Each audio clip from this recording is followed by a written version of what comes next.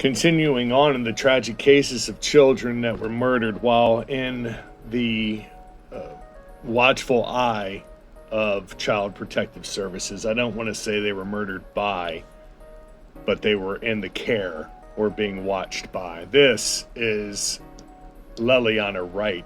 She comes in at number 7. It was March 13, 2016, when Jerry Quesada, age 30, called 911 to report that her daughter, Leliana, age 4, had injured herself after falling in the shower. When police arrived at Grand Prairie, Texas residence, the little girl was not breathing and bruises were covering her entire body.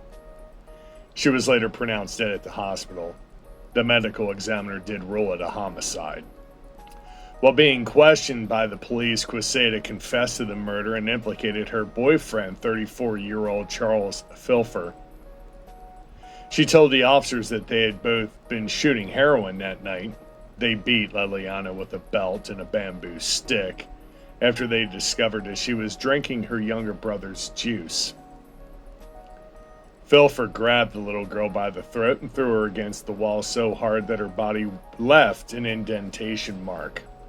Quesada and Wright were arrested. Wright was found guilty of capital murder, and he was given life.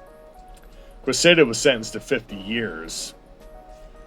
Here's what the judge said.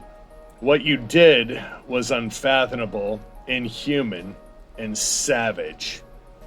Life in prison seems insufficient. Hanging a little girl in a closet is savage. You and Filfer should die in a locked closet. After Leliana's death, her grandparents, Craig and Elisa Clackley, stated that they knew she was being abused and had gone to CPS several times for help.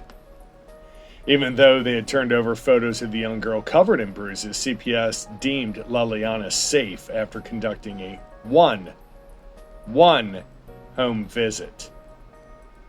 When this information was made public, CPS launched an investigation. They determined that their office had been negligent. As a result, a caseworker and a supervisor were fired, and a special investigator resigned.